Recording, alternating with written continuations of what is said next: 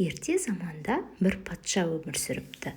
Патшаның қисапсыз байлығы болса да, үнемі қабағының астынан бір мұң бары байқалып тұрады екен.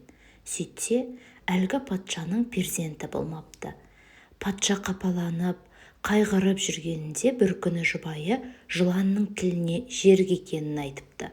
Осы сөзді қаншама рет Құдайдан жалынып сұраса да ести алмаған ол жүрегі жарыла қуанып жар салыпты.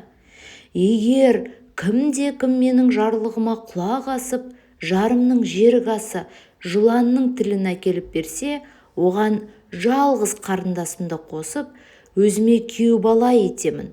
Бір ескеретін жайт, ол сахарадағы жыландар ордасының патшасы атақты Афита Абжыланның тілі болуы тиіс, депті. Үмітсіз сайтан демекші, байлық пен аса сұлу патша қарындасын алуға қызыққандар сахараға жол тартыпты.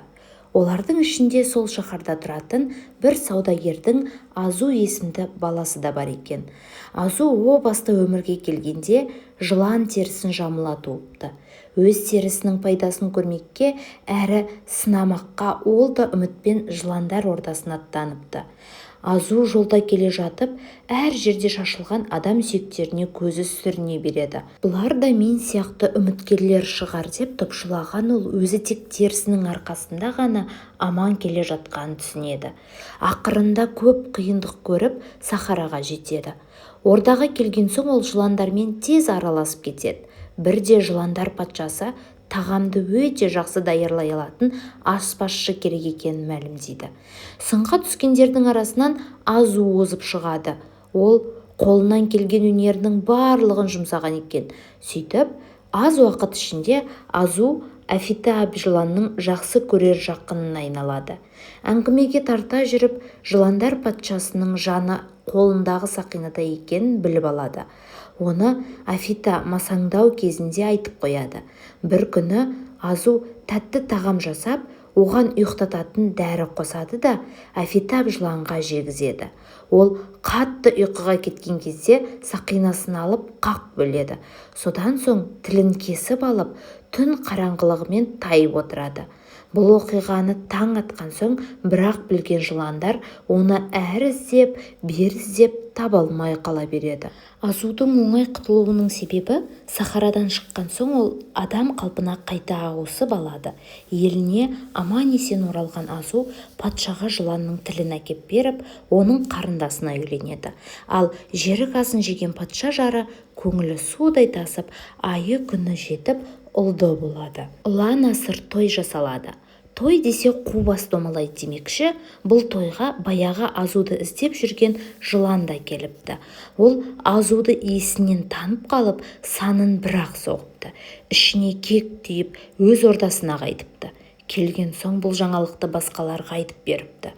Мұны естіген жыландар ашуланып, адамзаттан кек алмаққа бекінеді.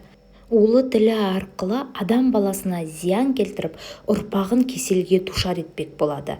Афита Абжыланның жұбайы Флита Абжылан қатты ызаланып, оны өлтірмекке өзі аттанатынын мәлімдейді. Афита Абжылан дүние салған кезде ол қасында бола алмапты. Алысқа қонаққа кеткен екен. Араға біраз уақыт салып, Флита Абжылан патшалыққа келеді. Азуды іздеп жүріп, бір үйдің түндігінен сығалап қараса, бесіктегі жас баланы көреді.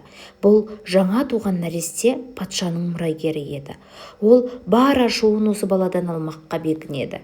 Үйде жан жоқ кезді пайдаланып, түндіктен түседі. Баланың қасына енді жақындай бергенде, есіктен бір әйел кіріп келеді. Жылан сасқалақтап қалады.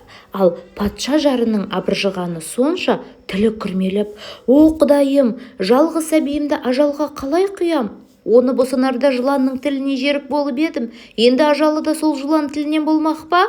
Жоқ, құтқара көр!» деп жалбарыныпты. Сол сәтте қайдан есіне түскені белгісіз, ошақта тұрған сүтке қарай ұмтылады. Қазандағы сүтті жыланға көрсетіп тұрып, «О, Әбжылан, менің жалғызыма қиянат жасама. жүрегім сезеді, сен кек алмақшысың. Баламды саған бермеймін, болмаса мені шақ, мен де анамын, ана сүтінен жаралғанмын. Балам да, басқа жануарлар да ана сүтінен жаралған. Сен де біз сияқты ана сүтінен нәр алғансың.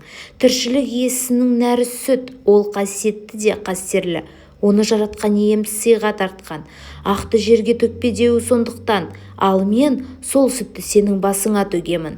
Сол сәтте шынында да жылан бар құдіретінен айырылады. Сүттің қасиетті күші оның уы мен айбатын сиқырлап тастайды. Жылан есеңгіреп тұрып есіктен шығып кетеді. Міне, осыдан бастап барлық жылан атаулы сүтті көрсе, айбатынан айырылады екен. Олар үйге кіргенде басына ақ құйса сытылып шығып кетеді. Оларға бұл қасиет сонау заманға өз аналарынан дарыса керек. Каналға жазылып, лайк басып, комментарий жазып мені қолдап кетіңіздер. Рахмет.